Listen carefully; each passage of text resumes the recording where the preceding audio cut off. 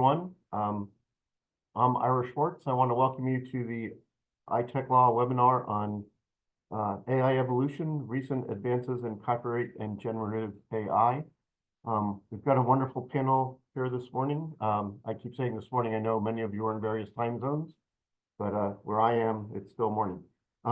Joining us today, we have M. Georgia Gibson Henlin, KC. Georgia is with the firm of Henlin Gibson Henlin in Kingston, Jamaica. She is King's Counsel of the Jamaican Bar at that firm, and she's also a member of the Bar of Ontario, New York, and the British Virgin Islands. And Georgia has extensive experience in information technology, telecommunications and broadcasting, competition law, and probably almost every other aspect of technology law. So we're glad she's joining us. We're also joined by Ricardo Gomez Barreda de la Gandara. I hope I pronounced that correctly. He's with the CMS law firm in Madrid, Spain. Ricardo's a member of their industrial, intellectual property, and digital business department, and he specializes in intellectual and industrial property, trade secrets, unfair competition, and digital business. We also have Adam Gertz with the Morrison Cooper law firm in Los Angeles, California. And Adam has negotiated hundreds of player and content creator agreements with top-tier esports organizations, along with extensive work in the video game and entertainment areas. So we're happy to have Adam join us as well. And for those of you who don't know, I am Ira Schwartz. I'm an intellectual property and technology law attorney with the Parker Schwartz Law Firm in Phoenix, Arizona. So just to kick things off, we're going to kind of have a informal chat with a list of questions we're going to kind of go through to give you a flavor of what's going on in this area. So the first question, which we're going to look at, is can copyrighted materials be used to train AI models? That seems to be the hot topic at the moment. There's several different key cases, at least in the United States, that are currently pending where that seems to be a key issue, including the New York Times versus OpenAI case. There's also a case by the Authors Guild against OpenAI. And I know that Sarah Silverman has a case as well, also involving OpenAI. And there was a recently filed case on about the same issue, filed recently by a gentleman against NVIDIA based on their large language model technology. So anybody want to, Georgia, I know you had a couple points regarding the Sarah Silverman case that just developed. Could you repeat, please? You had a couple comments, I believe, about the Sarah Silverman case and where that stands. No. Oh, sorry. I think that might have been me. Sorry, that might have been Adam. I'm sorry. Go ahead, Adam. Yeah, thank you so much, first of all, to Ira and the iTech Law Association, and also my fellow panelists. It's a great pleasure to be here with you today. I think as far as, the initial question, tying that into, the Sarah Silverman case, just recently we've seen, and this is, bear in mind, trial court, so Northern District of California, not necessarily going to be something that is ultimately binding. But what we've seen coming out of that, those decisions, is that where there's no allegation of outright copying, that is, where there's no allegation of that's contending that the output that's generated by these LLMs or these other AI models is substantially similar to the outputs, to the inputs, to the allegedly infringing material, then these trial judges, at least in the Northern District, have been finding defects in those allegations of copyright infringement. So at least in this part of the world, the trend seems to be, for now, that if you're going to plead copyright infringement, you have to demonstrate some sort of substantial similarity in the output. And it's simply not enough to say that, oh, they used the underlying material for training purposes. So I think, there's still looking at that first element, right, of copyright infringement, which is the actual copying. So when there's no allegation of copying, it seems to be that there is, at least for now, again, no copyright infringement claim. Now, compare that to the New York Times cases, New York Times versus OpenAI and Authors Guild cases, they actually do allege that the output was either verbatim copying the text that was used to train the model, whether it's from the New York Times articles or in the case of the Authors Guild, whether it was from, I believe John Grisham is one of the plaintiffs involved there, one of their novels. And so that, I think, allows those claims to move forward on their face. So I think that for now seems to be, with respect to infringement claims, a material difference, at least at the US level, federal level. But Adam and anybody, I'll throw it over to the group as well. One of the criticisms of the defense, though, in the New York Times case was that some of the New York Times prompts were things that were specifically requesting comments are virtually verbatim responses, such as a prompt saying, can you summarize paragraph 6 of the New York Times article on this date involving this subject? And so the response came back with a virtually verbatim or very minor changed portion of that article. But the defenders were saying, yeah, but your prompt is so specific, and in the real world, nobody would put a prompt in like that. You know, your prompt, I mean, to overstate slightly, the prompt was, can you give me a verbatim quote from this art, you know, the lengthy thing that quotes this article? And then, of course, they got that, and then they're saying, well, that shows the output copied as well. And the criticism was, that's a, you know, since you asked for it, yes, you got it, and you're the New York Times. So if you're asking for copies of your own stuff, you know, how can we be liable for that? So. Yeah, I think that's similar to me anyway. If I just go to Google and I search for something in direct quotes, Google's going to find me, you know, that particular article from the New York Times. That's not necessarily, I mean, now it might be if you've been to Google lately, but in the past, it wasn't necessarily something that was put together by generative AI. It's not necessarily something that I would consider an infringement. So I do potentially understand the argument the defense is making there, but I think that's when, you know, they tie it back into the idea of I think you have to, it's a difficult question how you can separate, okay, is this the training, again going back to the question of training, is that input something that is necessarily the copying there, or are you just using this as a tool to, you know, find something the way you would in a library or via a search engine? And I think the major difference is that the search engine would be linking you to that particular article as opposed to actually reproducing the article on the screen. And so you would inarguably be going to New York Times or whatever website. I think somebody just commented you would have to get around their paywall, or if it's a free site, you would be availing yourself to the ad traffic that supports them.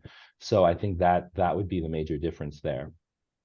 If I may jump in here on that point as well, if you put in a prompt and you get a result that is verbatim, I don't think that by itself would constitute copyright infringement, because there is that research exception in most copyright statutes,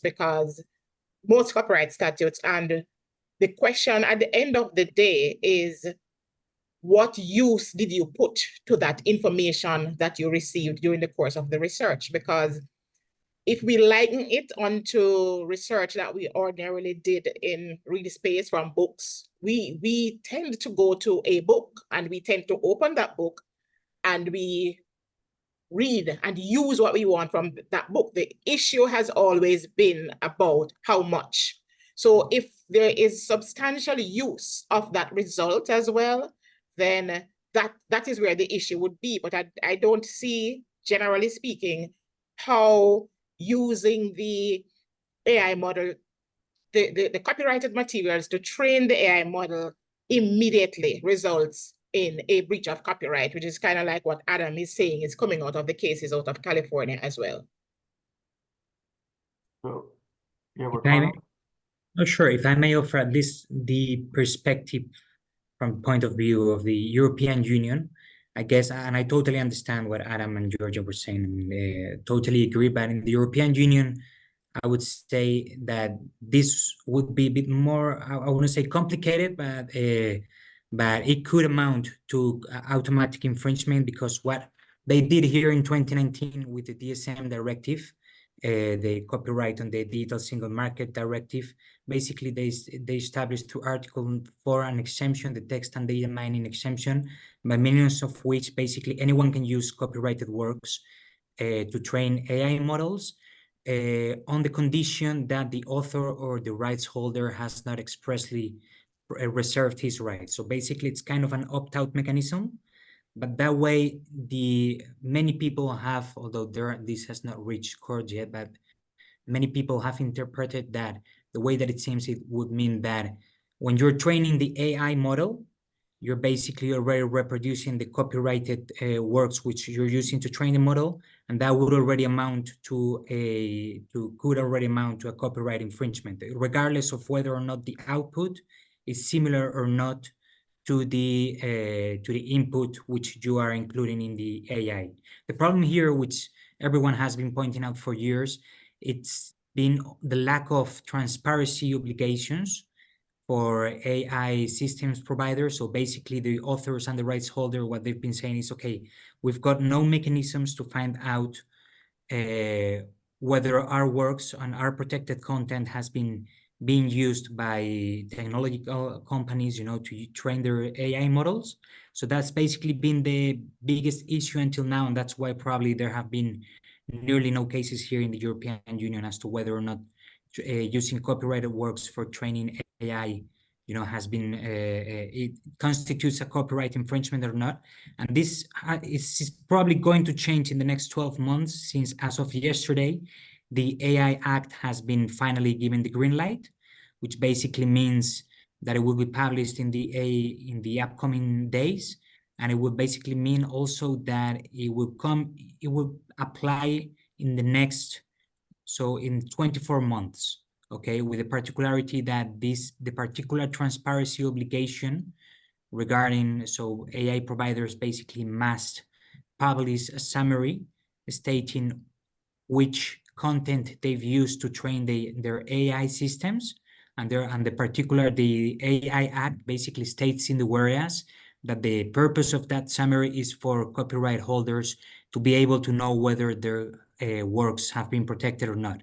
And that obligation is going to apply in the next 12 months. So probably in June, July 2025, those companies, providing AI systems here in the EU, they will have to publish a summary stating where and what information they've used. So yeah, that's pretty much the situation here in the European Union right now.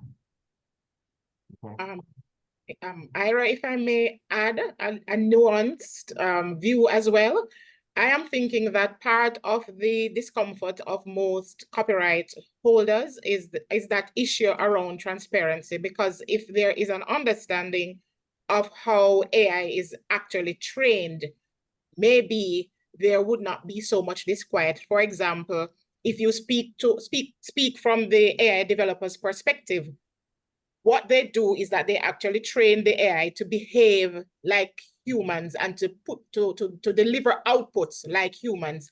And the way it is said that they do this is in terms of identifying like patterns in words, writing style, or images, so that they can replicate those images in the model to make the model behave more human.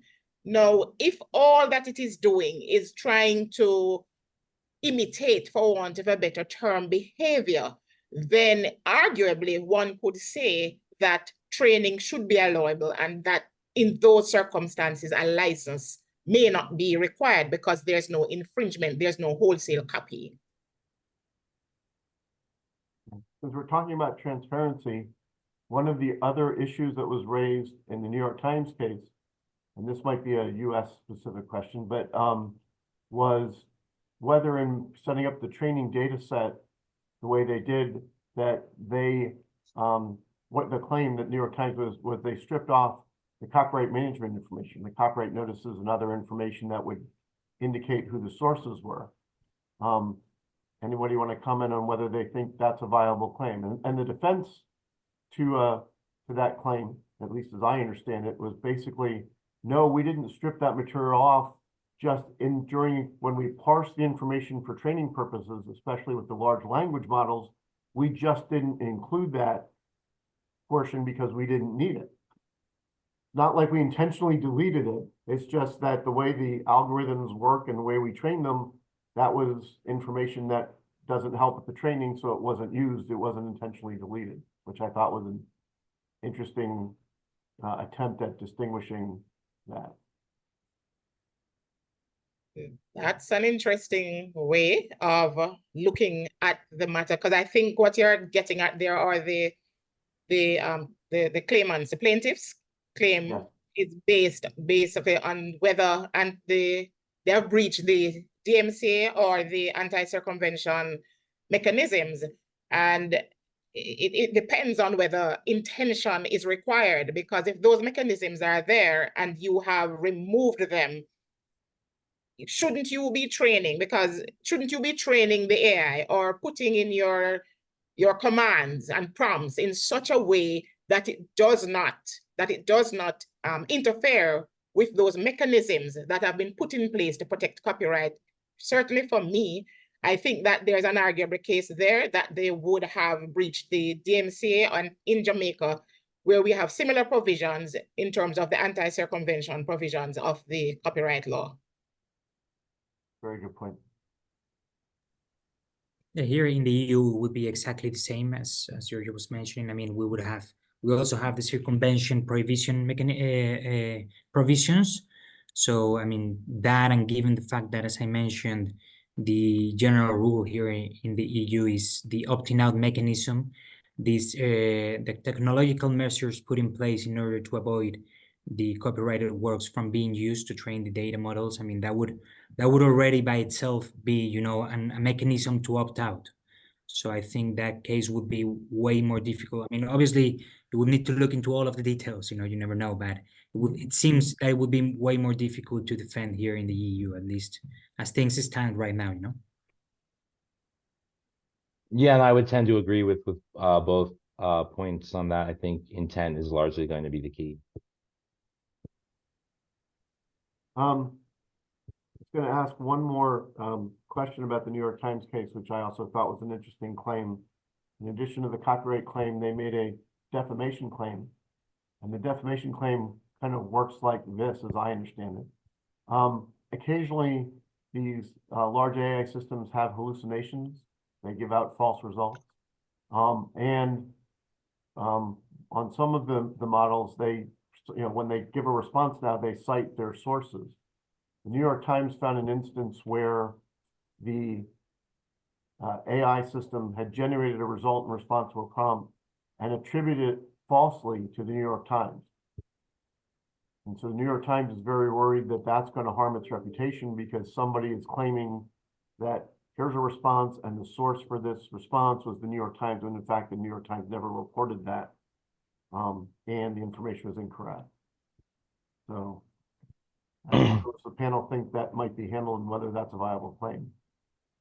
So defamation, obviously, is at least in the U.S. is a state issue. So it's a bit trickier to speak, more comprehensively on that. I think, at least if you look at California, for example, you have to prove the falsity of the claims, and then you have to also generally prove that I guess in this case, the program or the LLM knew that the statements were false when they were being made.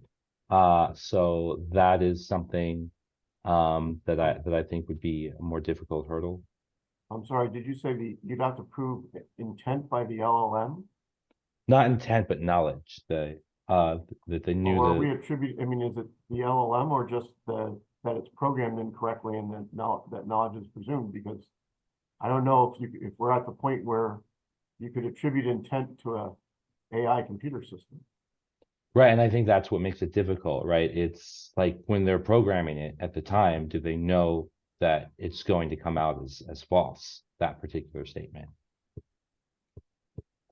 The way I view that, though, is to Ira's point, to the extent that as presently configured, AI, there has to be a significant human input in order to achieve a particular output.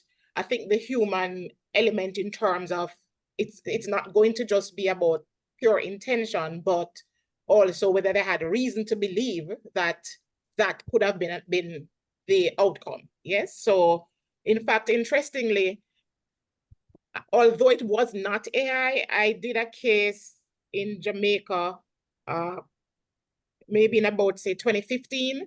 And on that case, they had created a false profile for an executive, a bank executive in Jamaica. And in order to get the evidence, I had to file a claim in California, those John Doe subpoenas. And you know that you have to kind of make out a prima facie case. And the court in that case felt that a prima facie case of defamation was made out and granted the pre-action disclosure. So if we use that kind of modeling or precedent, then perhaps when applied to an AI model and taken into account that the significant human input in that AI, what the AI produces, then I can see that there may be an argument for saying that the human actor may very well be liable. If I may, you're going back to you to the specific question, trademark dilution, because I believe it's very interesting. I guess in the EU and particularly here in Spain, it wouldn't the human factor and the intention maybe wouldn't be as important, and rather what would be important is the effects that said use and said AI system hallucination, could have in the market. I mean, both from a trademark perspective and also from an unfair competition. From a trademark perspective, I'm thinking that you will need to analyze the specific uses which are being carried out, when the AI falsely attributes the New York Times trademarks to some specific content, which is, has not been actually created by the New York Times, and whether or not that actually, amounts to a use of a trademark. And whether it actually alters the functions of the trademarks, which probably could, because it could dilute, or at least it could jeopardize the value of the trademarks if people are actually believing, that the New York Times has said something which they actually haven't said, And similarly, it would be something similar in respects to unfair competition, and the passing off in the UK and everything, which at least here in Spain, and from what I know, it is more focused on what potential implications and effects those uses could have in the market, rather than the what was the intent of the machine/person using the AI system, But it would be, it will be when this discussion comes forward, it will be super interesting discussion, So just to mention one more thing, I know that in Japan, Japanese law has made it pretty clear that there would be no copyright infringement for using copyrighted materials for training AI databases. So leads to the next kind of international question: would that just enable large multinational corporations to just do their training in a jurisdiction where there's clear law that that's permitted, and then make those available in other jurisdictions like the United States or the EU, without running afoul of the copyright infringement claims, since the infringement, there was no infringement where it was trained? Would that be a defense that might be available to those companies? Should I go ahead, or? Yeah, Ricardo, please. I think I mean, the EU is very interesting. This is also a very interesting question, and to be honest, I don't think there is an easy and very clear answer right now, because basically it involves international law and international jurisdictions, and in my experience, there are many conflicting decisions in different jurisdictions around the globe. The easy, simple answer, I think it would be that if companies go to Japan to train AI models, then that wouldn't amount to, with copyrighted content, of course, that wouldn't amount to a copyright infringement in other territories, even if later on they make available the result of that AI system in those other territories, as long, of course, as long as provided that the output does not itself infringe copyrighted works, So I would say that would be the easy, simple question. However, taking into account past events, and particularly at least in Europe, how strict the European Union is becoming on how all the regulations should apply worldwide, I wouldn't be surprised if in the future there was a case and through which by any, I don't know, probably make technical arguments, the scope of the EU regulations were to extend to other jurisdictions, Okay. Yeah, I tend to agree. I think the simple answer is if we're just talking about training, doing it in a place like Japan isn't necessarily going to make one liable for copyright infringement in another jurisdiction. However, talking about the scope and the reach of these laws, I can certainly see a scenario or a case where, a state like or a federal circuit like the Ninth Circuit or California says no, because this is a U.S. company or a U.S. citizen, we're going to view this as our laws are going to prevail here. And if it ultimately is decided that training in and of itself is copyright infringement, we're not there yet, but if that were the case, then I could see a scenario where that wouldn't necessarily be a defense. Okay, so let's talk about the other end. What happens, is material going to be subject to copyright protection if it's either generated wholly by AI or in combination if it's used to assist individuals in creating content that they're seeking protection for? I think that we are not there yet in terms of an AI created content being granted copyright, because our copyright laws are based on legal personality and the ability to own property. So I don't think we are there yet.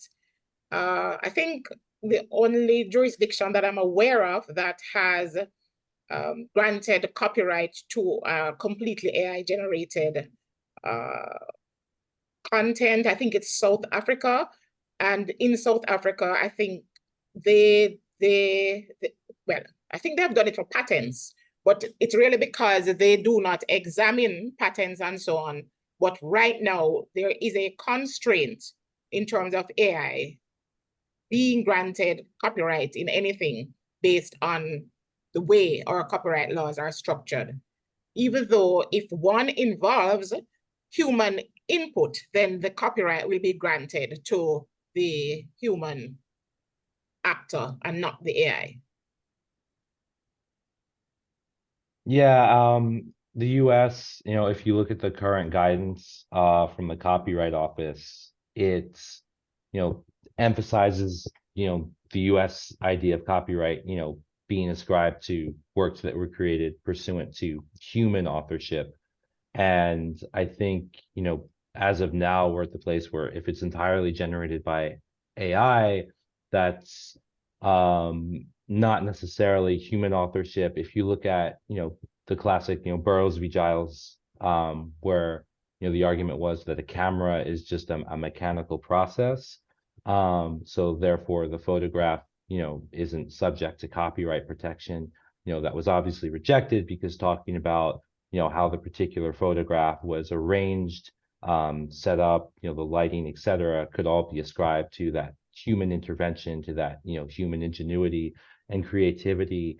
So here, I think if you just are looking at a purely AI generated, let's call it a novel or something, right? Like putting aside the question of what that was trained on for the moment, to me, that would be, a non-human authorship. And potentially if I just typed in a simple prompt, right, and it came out with something, there's a less effective argument, I think, for the registration of copyright. Now, couple issues come up, obviously, to me is like, okay, what if I'm typing in like a very detailed, very unique, very specific prompt where, okay, it's not just a sentence or two. It's not just like write me a novel about, you know, finding life on Mars or something. It's a whole paragraph about, you know, what the society on Mars is supposed to look like, the biology of the creatures you're finding there, you know, their government, their propensity to war or something like that. And then they put it out. I think there's a much stronger argument that, okay, in that instance,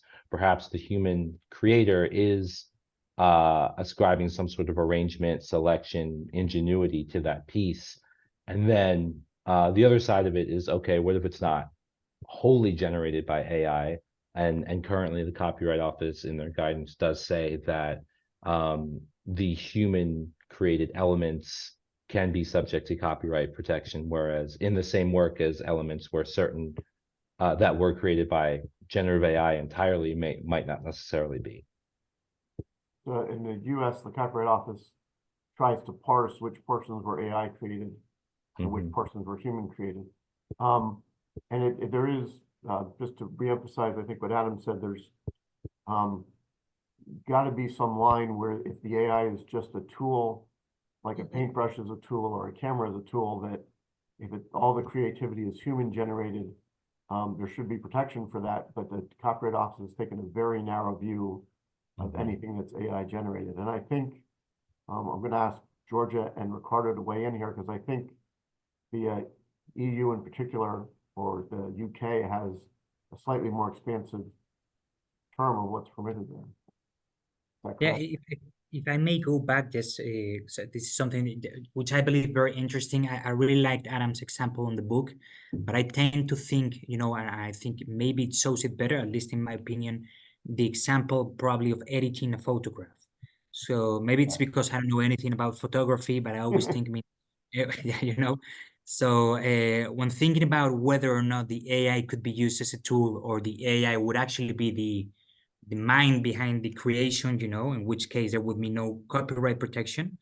I always tend to think about a photograph and the process of editing a photograph by a photographer, because probably some of the photography edition applications which they've been using in the past 10 years are very professional, and they probably look very much like something which could be done by an AI system, you know, just by giving it some particular prompts. So if someone was able actually, you know, taking a picture and trying to convert it into a photographic work through an AI editing model, you know, probably by giving a lot of instructions, the work could be at the end of the day very similar to what a professional photographer could do, you know, through an editing program. But as mentioned, it might be just because I don't know anything about photography, and that's why I believe the example, you know, can be useful. But yeah, I just wanted to mention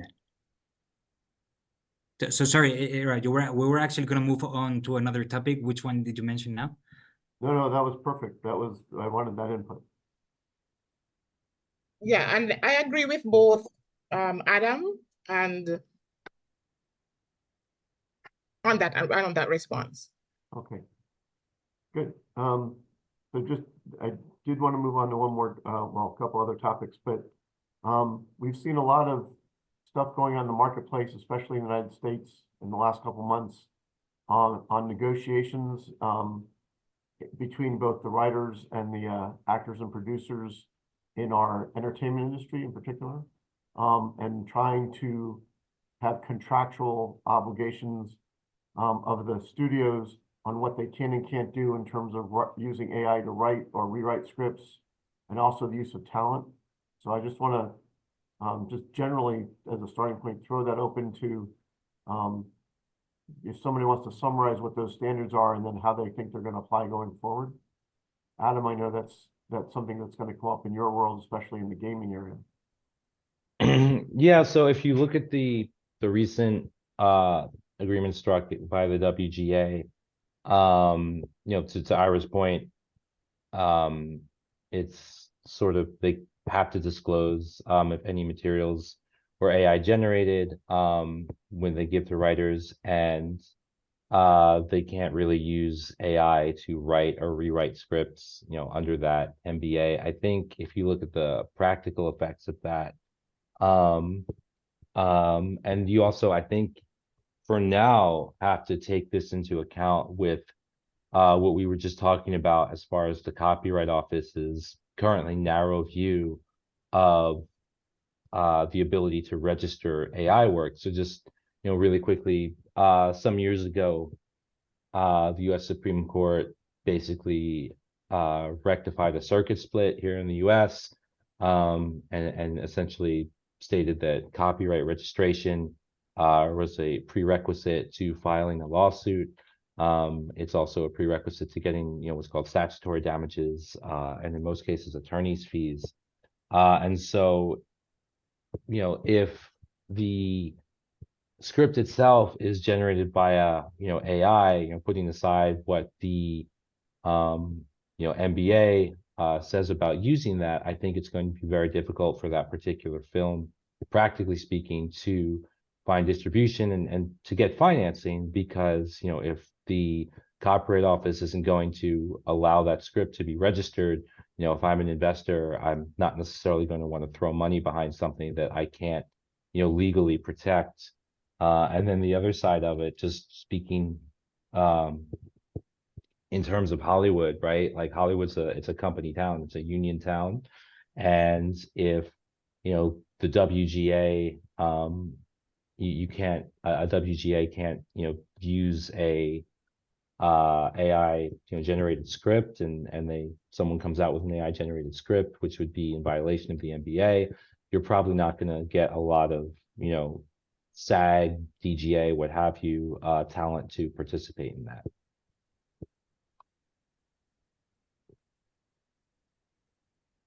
Okay. Carter, do you want to give us a perspective on what's going on in the EU on those kind of issues? Sure. I mean, obviously, the discussion in the US, I believe it affected the whole world, at least the whole entertainment world, that's for sure. I mean, but at least from a business perspective, getting into the specific legal discussions which have been taking place here in the EU, at least for instance, here in Spain, the first public discussion regarding AI, when performers, authors, and so on took place, or I wouldn't say it took place in the past tense, but actually started in April 2023, when basically several dubbing actors associations here in Spain issued a public statement in which basically they expressed their concern, as they already had identified many cases of advertisements or contents which basically used the voices of the dubbing actors who were members of those associations and who had actually not participated in the recording of their content. And basically what these associations did, they basically created a unified platform to see how to best approach this issue. And they basically sent a communication to different technological companies, warning them about the use of protected content for AI training, and basically aiming to begin that discussion. That was basically the starting point of the discussion here in the entertainment industry in Spain. And ever since then, basically all negotiations of production and license agreements usually include the question and the discussion as to whether or not corresponding works or services and the resulting materials of the services which are going to be provided can, and to what extent, can be used to train AI models. I would say that that's the main issue we have here in Spain so far. So for us in Jamaica, because although we have a lot of talent, entertainment, music in particular, a lot of them are signed to labels in the United States. And so what Adam has indicated would likely apply, to the talent arising out of Jamaica. But certainly if the issues were to arise in Jamaica in the absence of any direct guidelines, we would certainly be looking to experts internationally, and then the court, for example, would come down on one side or the other. I also wanted to emphasize, because Ira, I know you asked me about games specifically. Oh, sorry. I was just going to follow up on that. Please go ahead. So yeah, the Writers Guild doesn't typically cover, narratives written in video games, though they are looking to expand, and there's obviously going to be crossover between game writers and writers of film and television.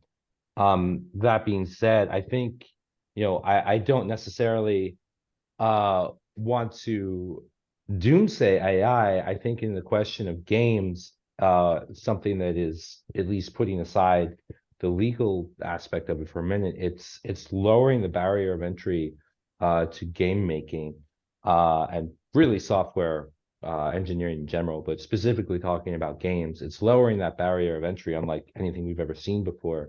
If I have a strong enough AI LLM, I can have it program a Yeah, I I was could have it gonna ask write. about, specifically about, AI's ability to generate code is pretty impressive, so. Yeah, Isn't like there some necessity, financial necessity to start using the AI systems to help do that, especially to get games created quicker and out the door faster? yeah, so it's going to, I think, there come down to, again, like this view of the Copyright Office on registration, right? So I could have, if I have a, not with like the baseline Chat GPT or something, but if I have a more extensive, expansive model, I can go and say, okay, can you write code for having a character jump onto a moving platform, whether that's in C++ or Python or Java, and it would output that in a matter of seconds. And I think that is something that's pretty remarkable in terms of, okay, now I can go on and then I can produce this. But it's going to come down to, again, how you see it this from a financial perspective. I think if the goal is, I'm going to create a bunch of games and I'm going to monetize them via ads. If I can't, subject them to copyright protection, so be it. I think this could really work for you. But again, on the other side, looking again at the Copyright Office's narrow view of whether AI generated work is subject to copyright protection, source code, obviously, you can get a copyright registration in the source code to a game. But if that was generated by AI, let's say for the sake of argument that the Copyright Office will not register that, then again, it's going to be the same idea of, oh, well, if someone can just go and copy the code from this game and I can't file a lawsuit in US courts based on that, do I really want to throw money at this? So I think it's going to depend ultimately on the business model. And that, again, just doesn't apply to source code, right? It could apply to, images, graphics, characters. Like look at, some of the really impressive video work that OpenAI has been able to come out with just in the past few months. It's the same idea. Adam, if I may, Oh, go ahead. sorry. Ricardo, please. Sure, and I believe I agree with everything you've just mentioned, and there's a particular thing here, at least in the EU, and I don't know how that would be in your jurisdictions, which I believe it's very interesting and could have implications. This has not been discussed much, but it's something which will come up in the near future, and it's basically the fact that up until now, when we've discussing whether or not and the AI output can or should be protected by copyright, we've always been discussing, or at least the whole discussion has always been whether or not the AI or the person using the AI should be considered an author. Okay, and basically the response, as we've been saying, is usually no, because the author needs to be a person and the AI wouldn't be a person. Where I want to get to is the fact that, at least the way the copyright legislation is drafted here in the EU, you've got different figures, other copyright, other rights holders other than the authors, which would be, for instance, the audiovisual recordings producers and the phonograms producers. Okay, and where I want to get to is basically the fact, and this is, I believe it's very important, and I'm super interested in the effects that it could have. The fact that, according to, for instance, the Spanish law, the phonogram producer or the audiovisual recording producers, and I'm mentioning this because a video game could be an audiovisual recording, the audiovisual recording producer does not need to be a natural person. It can be a legal person. So in theory, if it's the person who has actually invested in order to create that audiovisual recording, or in the case of music, that music, even if there are no copyright or author's rights, the company creating that could theoretically, and I mean, I have not discussed this in a particular case, but theoretically they could have certain rights as producers, thus having certain protection for what they actually create and they commercialize. I don't know how that would be in your jurisdiction, but at least in the EU, I think the discussion, could take place, and it wouldn't be crazy to, to defend that, May I? Go ahead, Georgia. Right. I don't see anything wrong in principle with that approach that you just discussed or described. And the reason for that is that when you think about the reason for not giving authorship to a machine is that, and that's why I had said earlier that ownership is based on legal personality. So it is not inconsistent with the idea that a company or a corporation could get the copyright and not just a person. So because remember that there's the agency theory in relation to a company and the human being. And that is what is absent now when we talk about AI ownership. So if you look at it in that way, I do not necessarily see anything inconsistent in the current practice or the current approach with what you have just indicated. Yeah, I mean, no, please, Adam.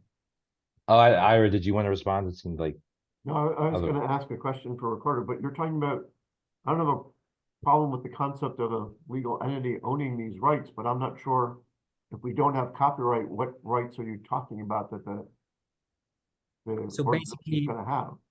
no, maybe it's just a terminology difference. So basically here in the EU, we kind of differentiate between intellectual property rights and the so-called related rights. And basically, I mean, they're the same rights to reproduction, distribution, communication to the public, and transformation.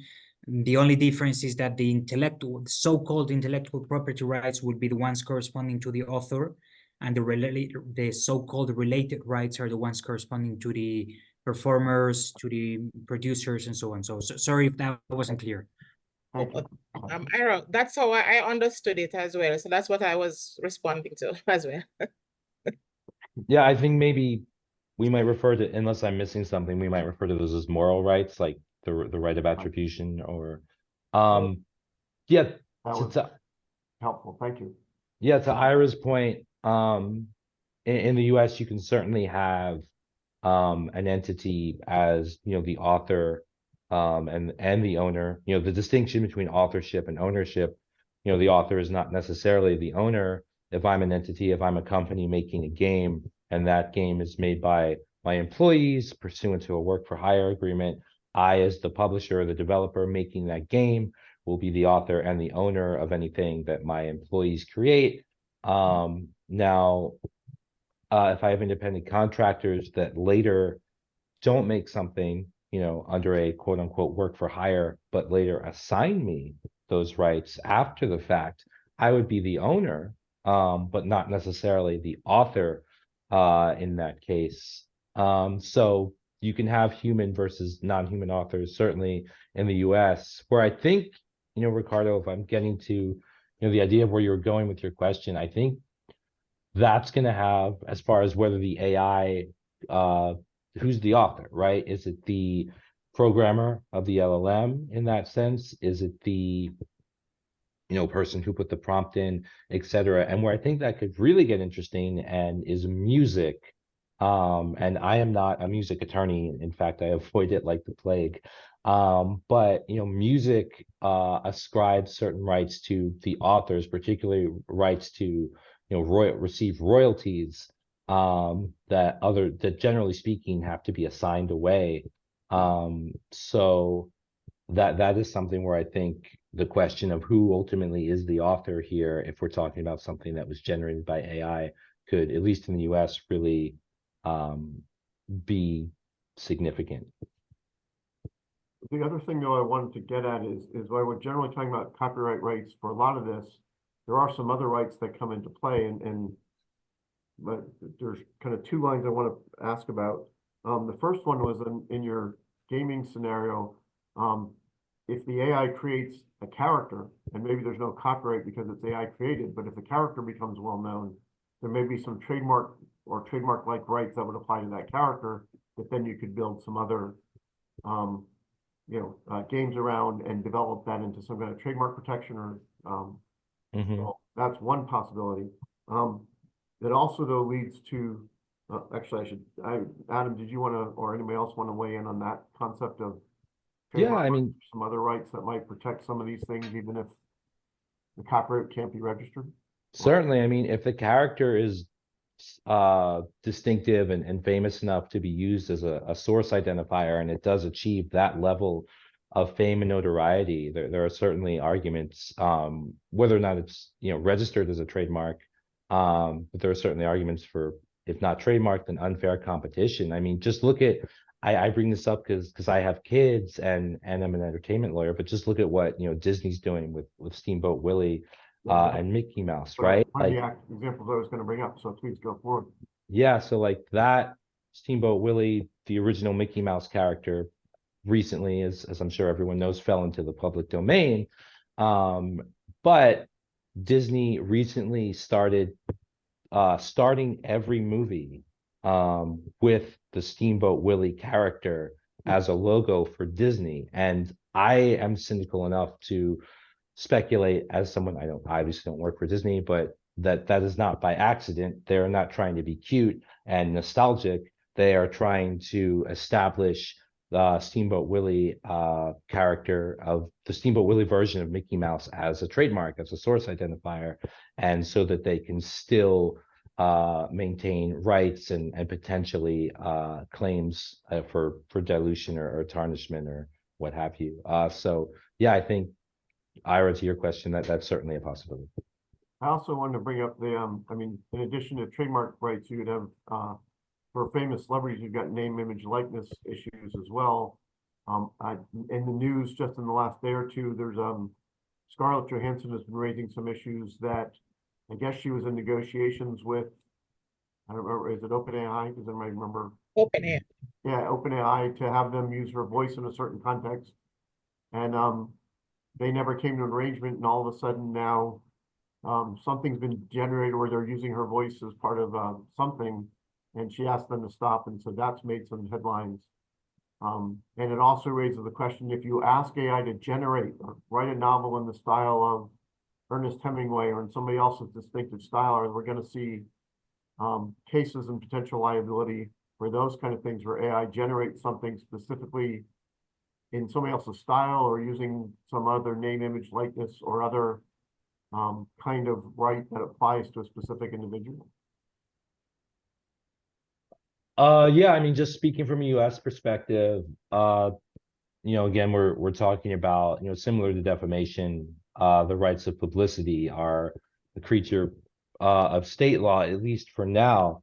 Now there's multiple bills circulating at the federal level. Two in particular come to mind with respect to the idea of reproducing someone's NIL, name, image, and likeness without their authorization. The first is the Defiance Act. It's an acronym. I don't remember what it stands for off the top of my head, but it basically talks about the idea of is termed digital forgery, where AI is used to recreate likenesses of individuals in a manner that purports to be authentic. And that actually, if passed, would ascribe a civil right of action to the aggrieved individual, where they could get actual damages or up to, I believe it's 150,000 in statutory damages, along with provision for costs and attorney's fees. There's also circulating the Protecting Consumers from Deceptive AI Act, which would require LLMs to label AI generated content in a machine readable format, and then require the downstream platforms to subsequently disclose where that content was labeled by AI. The last two things I'll mention, California already has, and a couple other states, but I'll pick on California, already has a quote unquote deepfakes law that's primarily concerned with deep fakes that are sexual pornographic in nature. And then just recently, I believe Tennessee of all places, no offense to anyone from Tennessee, I didn't mean for it to come out like that. Tennessee of all places passed the Elvis Act, which I believe is the first law of its kind, at least in the US, to specifically look at voice AI generation. And it's basically expanded Tennessee's right of publicity to voices and creates a civil action for anyone that makes, not just uses it or reproduces it, but makes the actual tool, makes the actual software available to where the primary function of that software is to reproduce an identifiable person's photograph, voice, likeness, etc., without authorization. So that's an interesting law as well. That's gonna have some interesting First Amendment Yes, challenges very at much a so. minimum. But yeah, that is the Elvis Act in Tennessee. It, again, another acronym I can't remember off the top of my head, but they're very cute. Elvis.